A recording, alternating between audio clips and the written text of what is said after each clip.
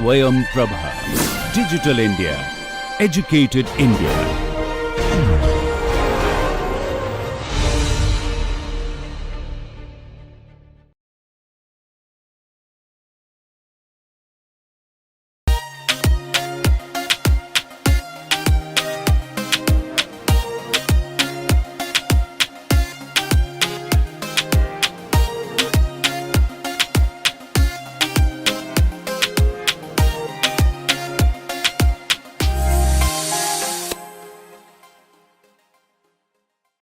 Welcome to this next lecture on vibrations of plates and shells.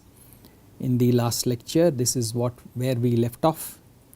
We parameterized the general curve in terms of its arc length, and we went ahead and found the unit tangent vector, which is dr ds, and we were going to look at the curvature and the radius of curvature. So let me just directly tell you that the curvature vector denoted as t dash is dt by ds. Okay, this is curvature. Okay, now I will just give you a physical argument in the sense that we have a unit tangent vector that is moving that way, okay, and so any change on that will be perpendicular to curvature, perpendicular to the tangent.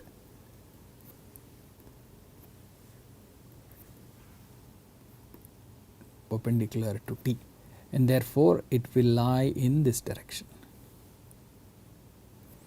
Okay, that is the curvature vector. Okay, now without going so much into differential geometry, if this is a very simple curve, okay, without doing twists and turns,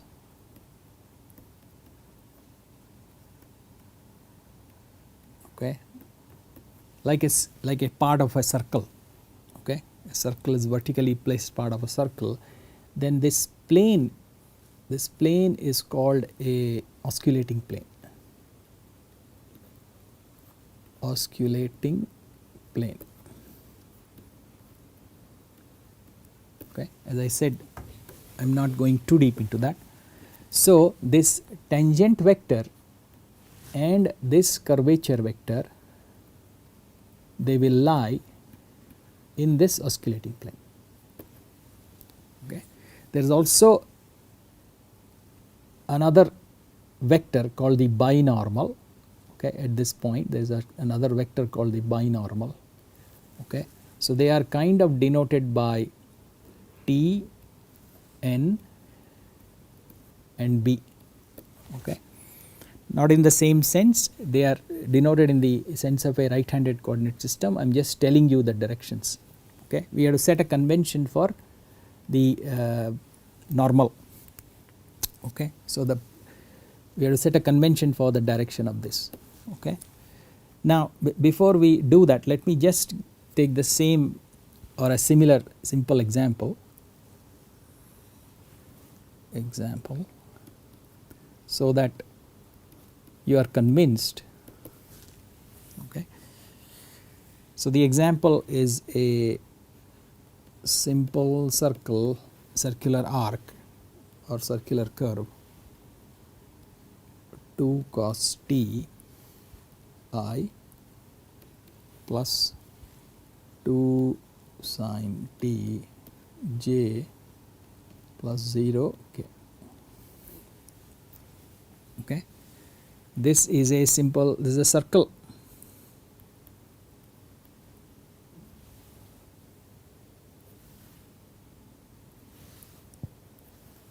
The circle with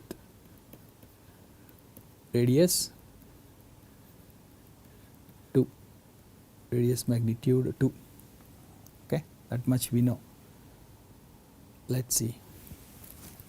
So if we find the tangent or dot of t, that is minus 2 sine t plus 2 cos t, hold on, 2 sine t I plus 2 cos t j plus 0 k. Okay. And what is the magnitude?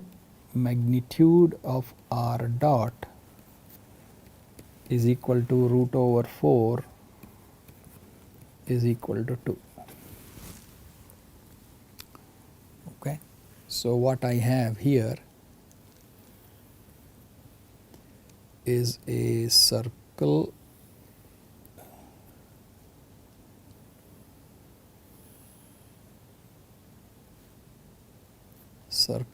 with a radius 2.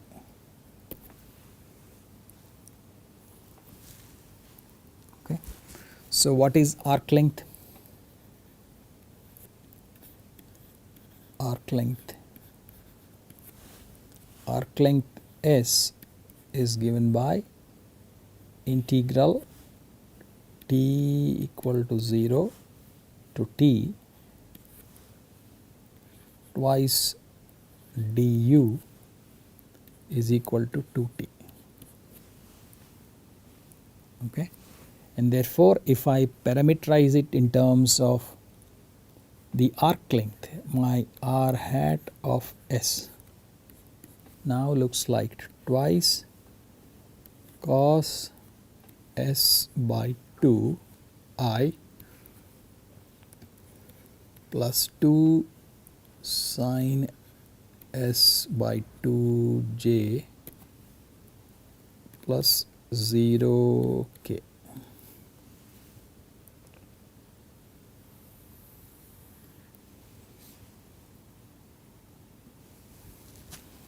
Okay.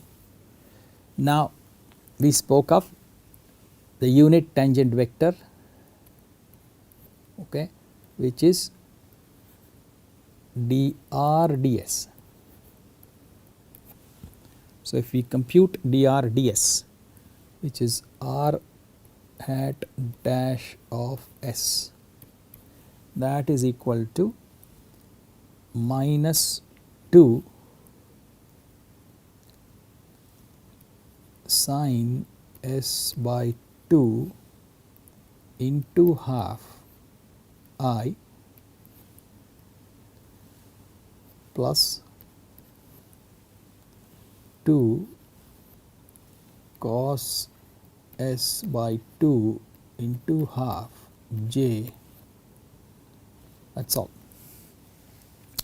which is equal to what? I cancel this, minus sine S by 2 I plus cos S by 2 j, that is my r dash. Okay. And the curvature, okay, this is my tangent, curvature is t dash, okay, which is equal to r hat double dash, okay, that is my minus half cos S by 2 I minus half sine S by 2 j. Okay. And what is the magnitude? Magnitude of this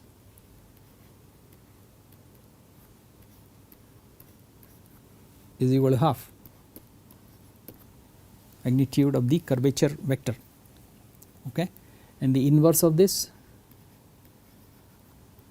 inverse is gives you the radius, which is 2. Okay. Now let us just see that s equal to 0 is over here, s equal to 0 is over here,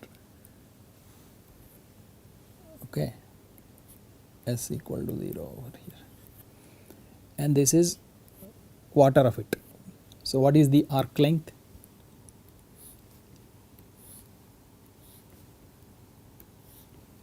The total circumference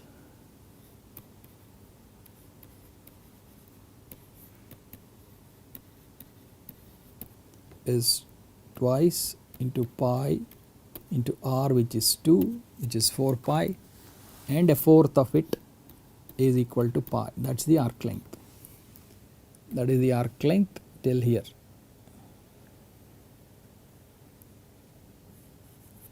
Okay, and so now at s equal to pi, if I compute my curvature,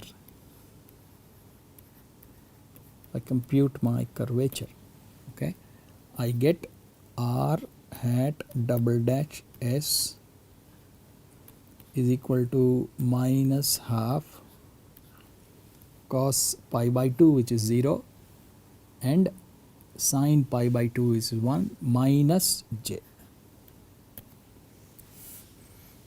Okay, and so points downwards.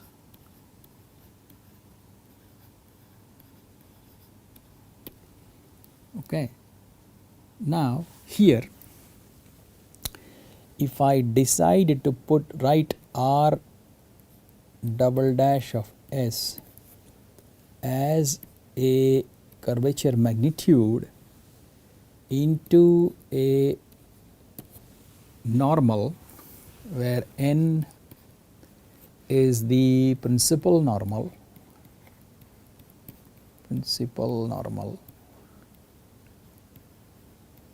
okay, that lies in the osculating plane,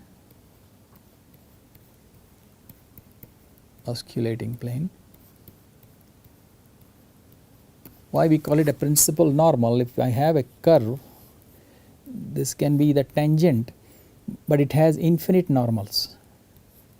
At that point it has an infinity of normals. So we call that particular one in the osculating plane as the principal normal.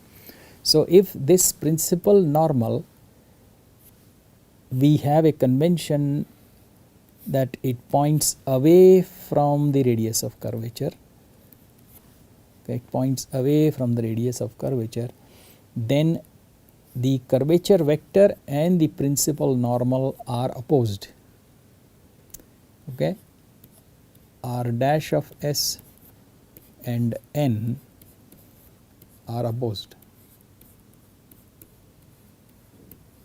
in which case kappa will be a negative quantity. Okay, you can see that r double dash of s turned out to be minus j, okay, and in this convention over here, in this convention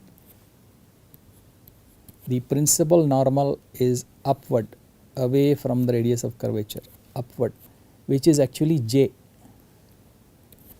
okay, it's actually j. So now what happens is, if this is my principal normal n, then this is k, which is going to be negative, or which is going to be kappa, kappa is negative.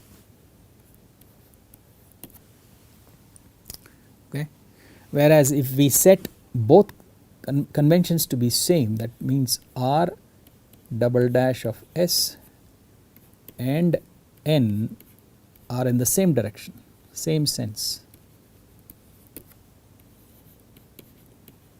then this will be positive. So we will use this convention. Okay. Now this is as far as curves is concerned.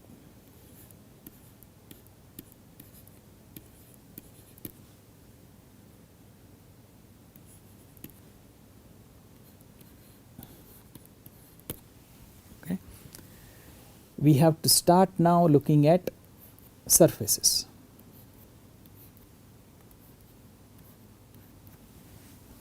We have to look at surfaces.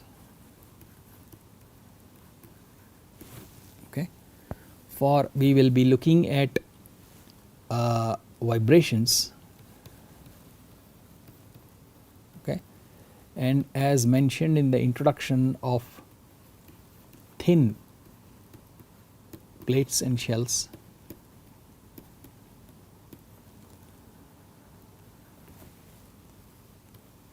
okay, and by what do we mean by thin? That means the other dimensions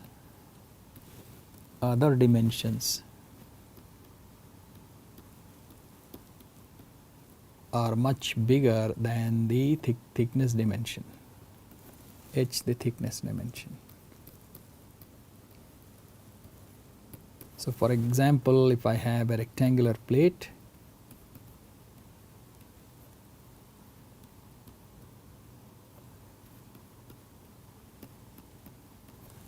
then I have this as the plate, and this is the thickness. Okay, that's what I mean by thin plate. Now, as a rule of thumb,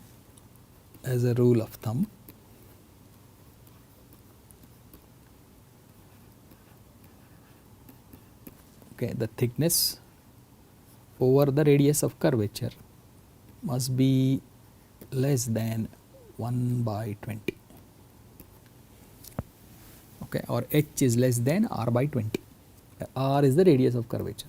So if I have a curved section, let's say, and the radius of curvature is, this is the radius of curvature, then the thickness should be such that it follows this rule of thumb. That's a rule of thumb.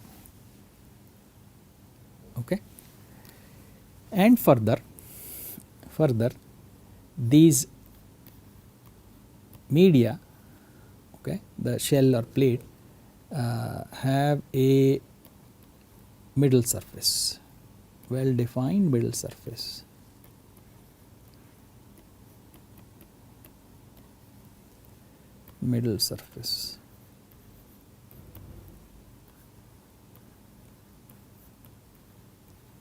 Okay, and we will first describe properties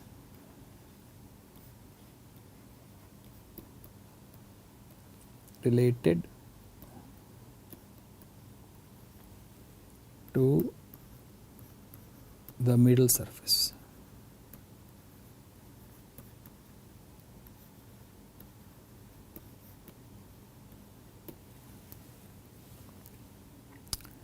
So how do we define a point on the middle surface?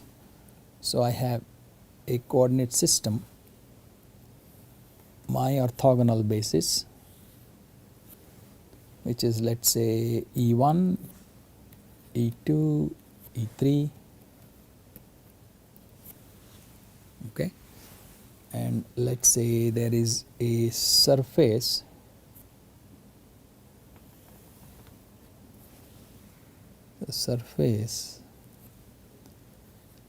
parameterized in terms of alpha 1, alpha 2,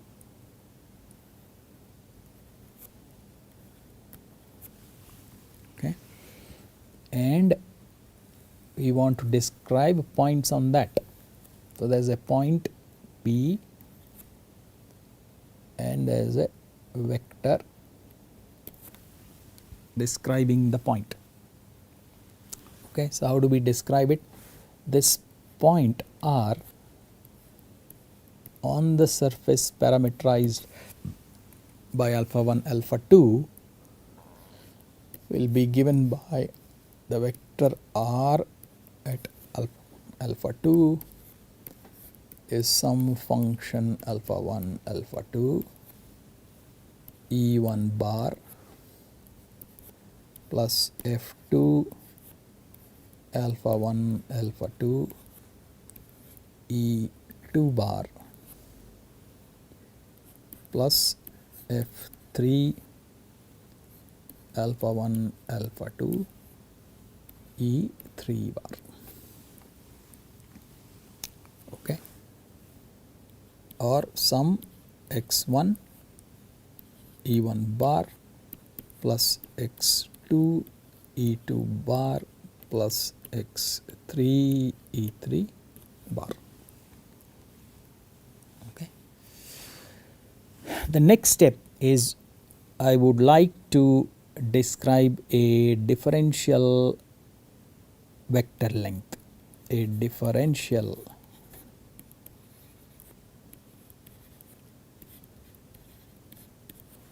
vector length or differential vector dr, alpha 1 alpha 2. Okay, it's quite simple. Dr alpha 1 alpha 2 is equal to del r by del alpha 1 d alpha 1 plus del r by del alpha 2 d alpha 2.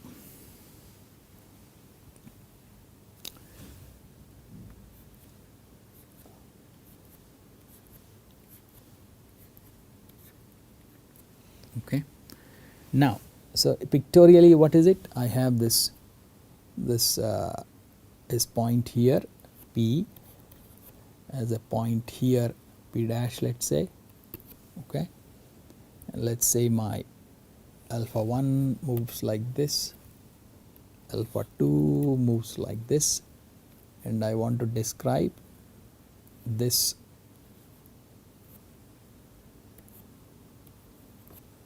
vector dr, and from there the length, differential length.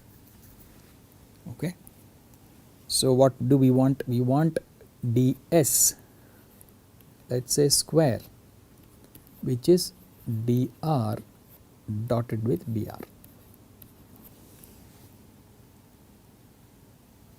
Okay, so how will that look like? My ds square looks like del r by del alpha 1 dotted with del r by del alpha 1 d alpha 1 squared. I am just dotting, taking a dot product of this vector with itself. Okay, so if I continue, plus del r by del alpha 2 dotted with del r alpha 2 d alpha 2 squared plus 2 del r by del alpha 1 dotted with del r by del alpha 2 d alpha 1 d alpha 2. Okay, so we'll give this the symbol E, this the symbol F, and this the symbol G. Okay, so this is called the first fundamental form. First fundamental form.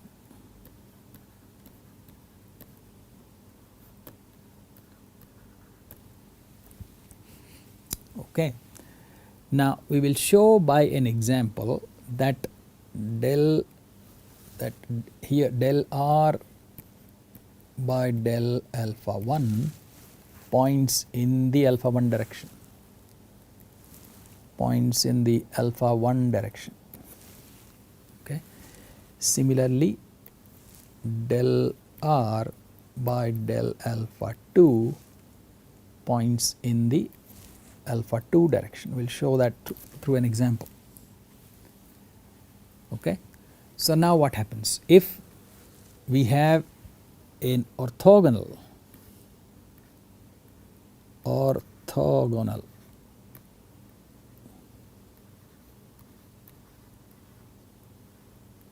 curvilinear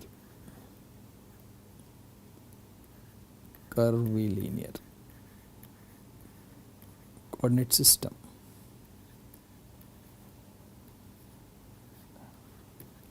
That means the angle between alpha 1 and alpha 2, wherever you place your coordinate, is 90 degrees. Okay, and because del r by del alpha 1 points in the alpha 1 direction, del r by del alpha 2 in the alpha 2 direction, the dot product of this will be 0. This will be 0. Okay, so we are left with E and G. So my ds square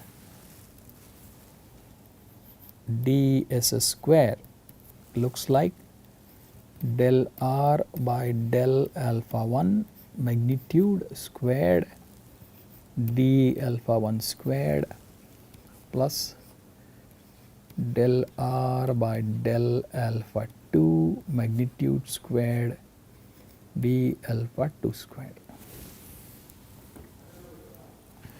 So we will give these further symbols in this form. We'll call them as a1 squared d alpha 1 squared plus a2 squared d alpha 2 squared, where a1 and a2 are called the Lamé parameters.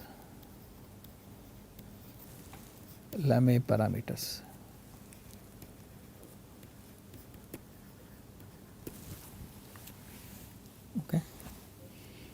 So for orthogonal curvilinear coordinates, this is the first fundamental form. Okay. Now let's look at some examples.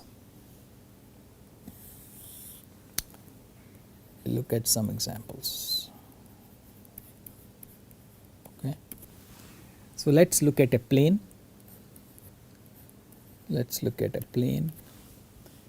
Here is my rectilinear coordinate system x, y, z.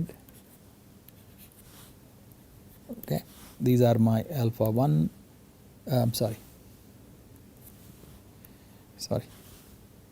okay, that's the basis. Okay, then I will have alpha 1 as x and alpha 2 as y, and I will describe a plane that is parallel to the xy plane, okay, normal to the z axis. Let's say z, this is z equal to z0. Now I want to describe a point on this plane, point P. Okay, so what is the description? R x comma y is equal to x I hat plus y j hat plus z0 k. Okay, so it's independent of z. So what is now dr x comma y? It is del r by del x dx plus del r by del y dy. Okay, what is del r by del x? That is I. Okay, and what is del r by del y? That is j. Okay, so what is my a1 square? That is equal to del r by del x dotted with del r by del x, which is also magnitude of del r by del x squared. It is equal to 1. That means a1 is equal to 1. Okay. Similarly, what is a2 squared? What is a2 squared? That is equal to del r by del y dotted with del r by del y, which is magnitude del r by del y magnitude squared, which is also 1, implying A2 is also equal to 1. Okay. So what is my fundamental form? ds square, which is dx squared, there is a 1 here, plus 1 dy squared. Okay, for a simple plane. Okay, so next example, let's take a circular plate, circular flat plate, flat plate. Okay, so this is my circular plate, this is my center. Okay, let's say this is my x, that's my y, and that is my z. Okay, and I am over here. So how do I describe a point? Let's say I measure theta here and I measure r here, the radius. So the vectorial description in terms of radius and theta is given by r cos theta I plus r sin theta j plus of course 0 k. So this is my E1, this is my E2, this is my E3. Okay. So what happens? My dr is equal to del the vector del radius dr plus del vector del theta d theta. Okay, so what is del r by del r?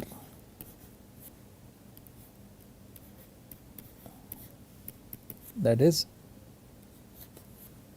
cos theta I plus sin theta j. Okay, so del r by del r magnitude squared is 1, which is a1 square, and implies a1 is 1. What is del r by del theta? R comma theta. Okay, that is equal to r times minus sin theta I plus cos theta j. Okay, and therefore del r by del theta is equal to r square. That implies my a2 square, which implies a2 is equal to r. So what is my first fundamental form? For a circular plate, ds square is equal to 1 dr square plus r square d theta square. Okay, so this is a1 square and this is a2 square. So you can now see that this a1 and a2 are functions or entities that convert the coordinate change, okay, to a length, to a length change, to a change in length, change in length. Okay. Very often the coordinate change or the coordinate is theta, angular, okay, and that has to be converted to a length. So that is accomplished by A1 and A2. Okay. Time is running out, so I will close this lecture here and we will continue from here in the next class. Thank you.